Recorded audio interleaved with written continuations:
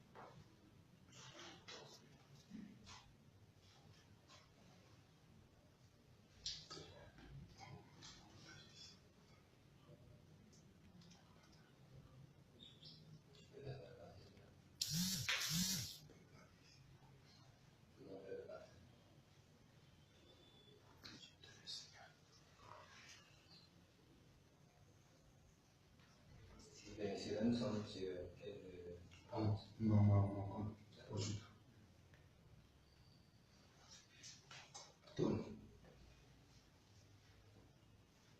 Bonsoir à tous ceux et celles qui sont des résistants. Bonsoir à tout le peuple camerounais. Depuis quelques jours, Maurice Kamto, président élu légitimement par les Camerounais, a rendu public un programme national de résistance. D'emblée, nous tenons à dire qu'un programme national de résistance n'est pas un programme national d'insurrection. Et donc nous nous inscrivons en faux contre tous ceux qui s'amusent parce que prêts à mettre le pays à feu et à sang.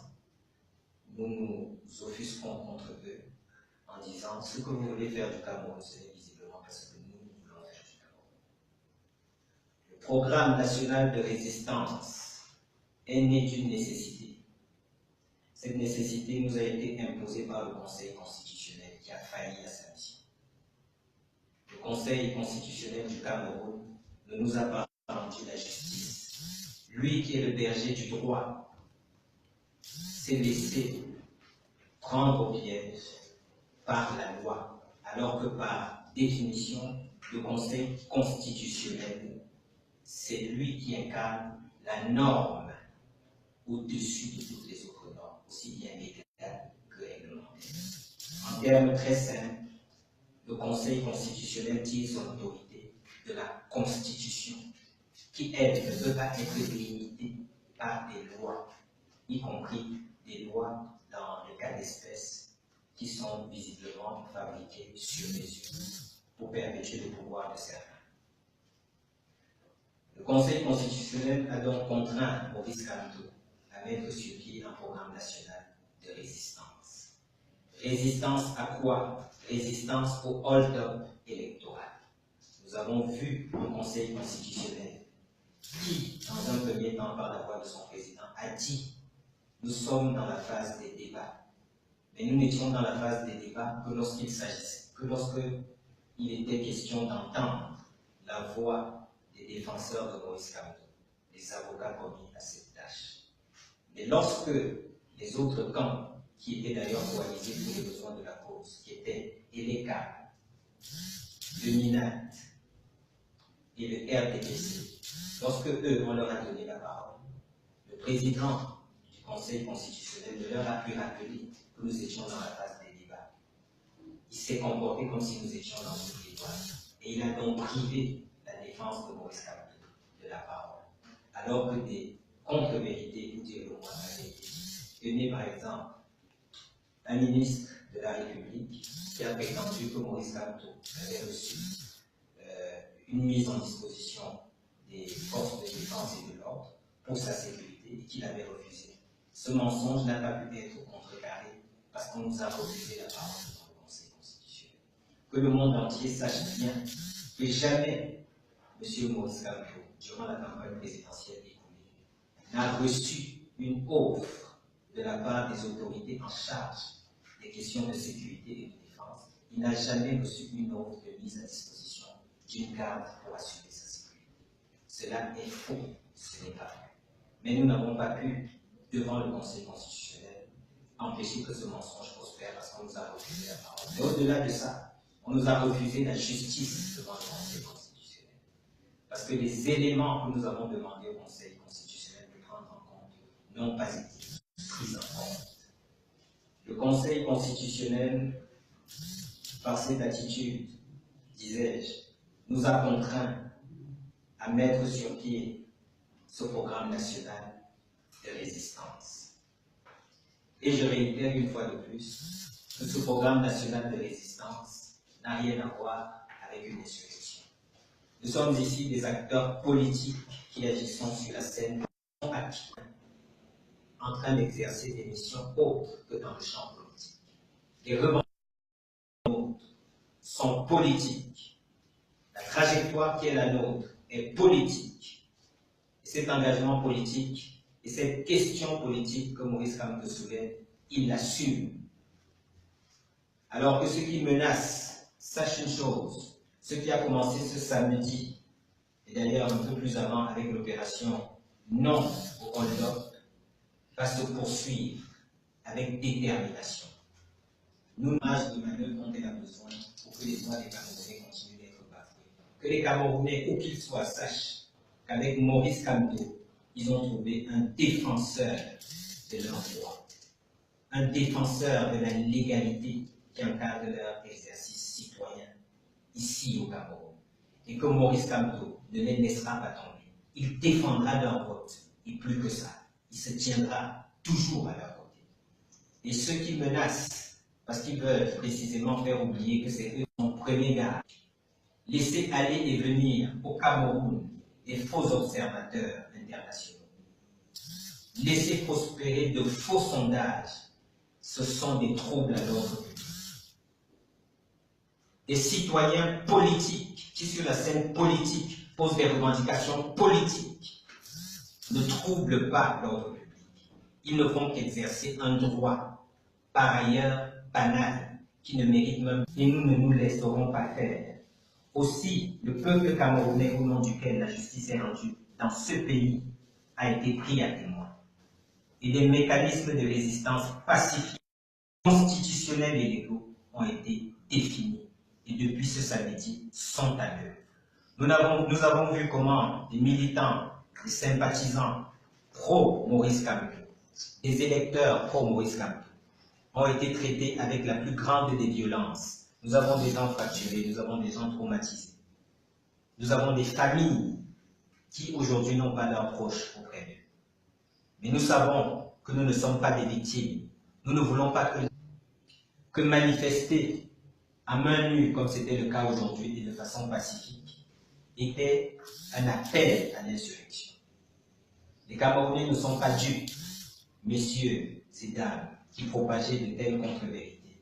Les Camerounais savent, et d'entre tous, ils sont debout et résolus à nos côtés à ce que désormais le mensonge prospère.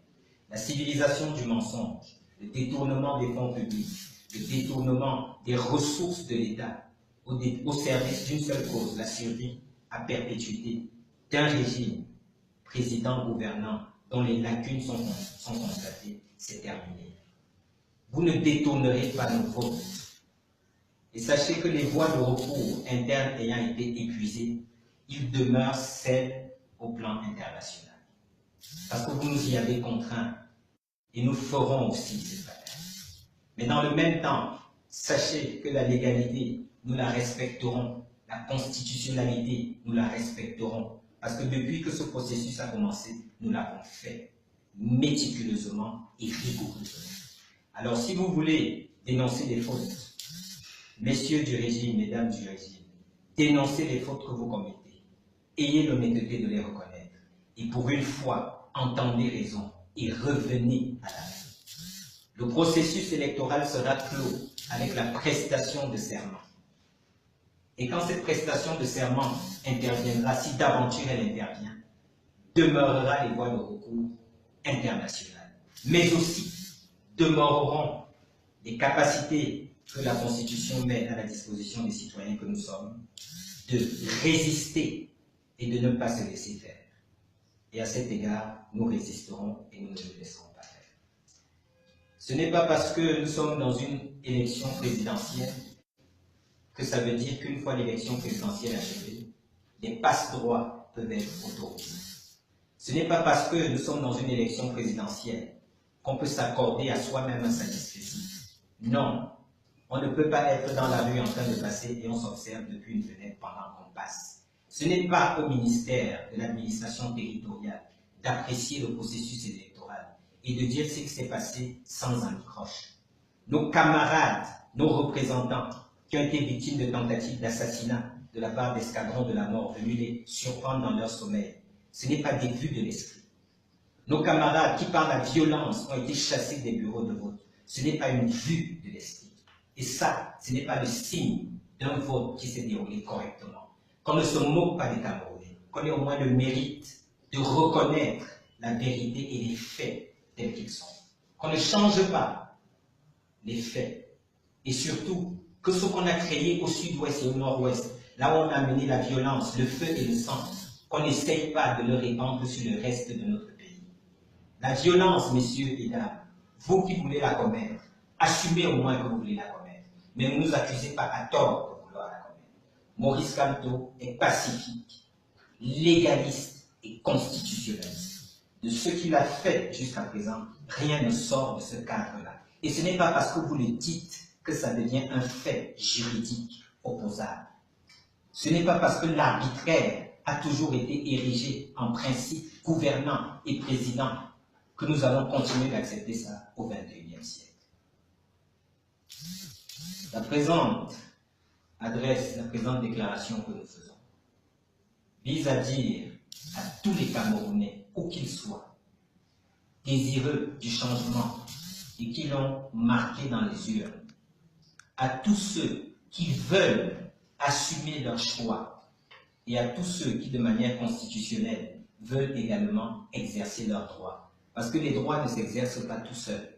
Ils sont marqués dans la Constitution, ils sont marqués dans nos lois, ils sont consacrés par certains de nos règlements, mais ils ne vivent pas tout seuls. Ils doivent vivre avec notre aide à tous. C'est nous qui devons les actionner et les mettre en œuvre pour qu'ils prennent vie. Et ce que nous avons acquis, parce que nous sommes dans le pays de Ruben Ounioré, bien avant lui, bien avant Wandié, bien avant Mounier, nous sommes dans le pays de Rudolf Douala-Mankabel, de Madola.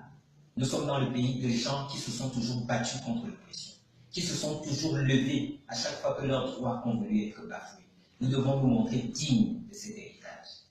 Parce que ça va au-delà des personnes que nous sommes. Ça va au-delà de Maurice Kamto. Ça engage ce pays tout entier, ça engage cette nation tout entière. Et nous ne pouvons pas rester impassifs lorsque le détournement de fonds va aussi désormais dans la sphère électorale, se mouvoir avec aisance et donner du remords à ceux qui sont dans leur bon droit pour qu'ils se cachent et rasent les murs. Nous ne nous cacherons pas et nous ne raserons pas les murs. Parce que c'est nous qui sommes dans notre bon droit. Et c'est nous qui avons raison. Nous avons la puissance du droit et la puissance de la raison. Ceux qui veulent utiliser la violence, bonne chance à vous, messieurs. Nous nous sommes résolus à payer le prix qu'il faudra payer. Mais dans tous les cas de figure, c'est vous qui commettrez les fautes. Parce que vous n'avez pas raison. Et nous, nous avons raison. Depuis quelques heures, à Douala, le plan de résistance nationale se déploie de plus belle et les camarades courageux, braves et fiers, des sympathisants, des citoyens dignes sont sortis massivement aujourd'hui. Malgré toute la militarisation de Douala, ils ont fait leur devoir de résistance, pacifiquement et à main nue, sans troubler nulle part l'ordre public. Ils ont fait la réclamation politique d'acteurs politiques, demandant une réparation politique d'une faute politique. Nous assumons cela et nous défendrons cela où que nous allions. Nous ne sommes pas dans des affaires de droit commun banal, non. Nous sommes dans une matière qui déroge à cet égard. Sur la scène politique camerounaise, les hommes politiques et les femmes politiques qui s'y meuvent doivent pouvoir le faire dans l'exercice qui est le leur de tous les droits qui sont reconnus aux citoyens, au plan civique et politique. Nous disons donc que pour les jours qui viennent, nous demandons à tous les Camerounais, à toutes les Camerounaises, de rester mobilisés. Ne cédez pas à la peur, et quand bien même vous aurez peur, surmontez votre peur pour faire ce que vous avez à faire. Rejoignez tous les autres. Faites ce qui a été convenu. Faites fuir le voleur de vote par 5 minutes de bruit dès lundi entre 7h et 7h05. Continuez avec l'opération non au hold-up. Marquez non au hold-up sur tous les supports que vous pouvez trouver sous la main. Utilisez de la craie, utilisez des stylos, utilisez des marqueurs, utilisez tous les moyens que vous avez, sur tous les supports possibles, sur vos portails, sur vos portes, sur les cartables de vos enfants, sur vos outils, peu importe lesquels, et affichez-vous avec. Mettez dessus des casquettes, sur des bonnets, sur vos bras, sur vos mains. Mais faites-le, parce que la résistance qui a commencé va se poursuivre et votre aide sera précieuse. Résistez pour que le changement vienne dans ce pays. Résistez parce qu'il y en a marre que le droit, la justice et la vérité soient piétinés par le mensonge, l'injustice et l'arbitraire. Ça prend fin désormais. Et si cela doit prospérer, il faudra que ce soit sans nous. Il faudra donc que ceux qui veulent prospérer cet ordre passent sur nos corps, si c'est ce qu'ils veulent. Nous sommes prêts. Une fois que cela a été dit, nous voulons également remercier tous ceux qui se sont mobilisés au-delà des frontières nationales et qui aujourd'hui ont marché pour soutenir la cause que nous avons engagée derrière Maurice Kamto, parce que nous-mêmes nous le soutenons aussi. Nous voulons encourager Maurice Kamto à poursuivre, à aller de l'avant. Montrez-lui votre soutien. Montrez-lui qu'il a raison de défendre vos votes. Montrez-lui qu'il a raison de défendre un Cameroun digne, un Cameroun dont on ne se moque plus, un Cameroun où la vérité, la justice, le droit sont les armes et les outils de ceux qui se battent pour que ce Cameroun soit meilleur. Soutenez Maurice Kamto, soutenez-le sans hésitation.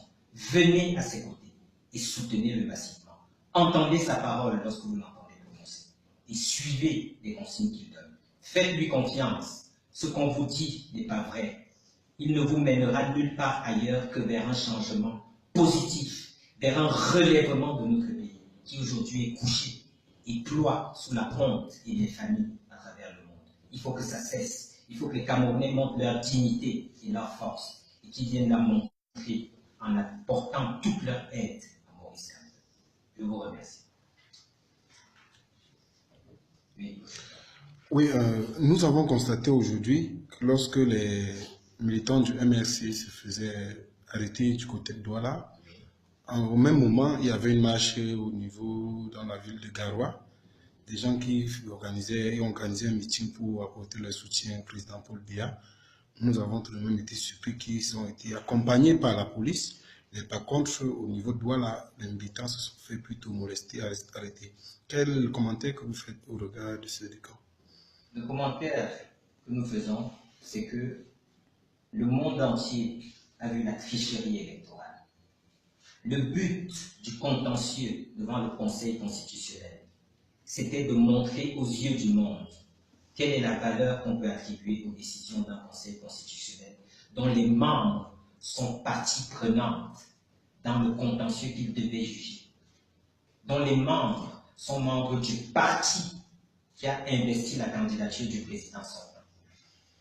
Le monde entier a vu que ce Conseil, dans sa composition, nous parlons du Conseil dans sa composition, et non pas du Conseil en tant qu'institution.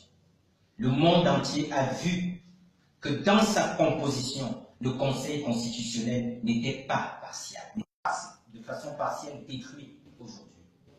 Dans un siège de parti politique au XXIe siècle au Cameroun, on a vu ça.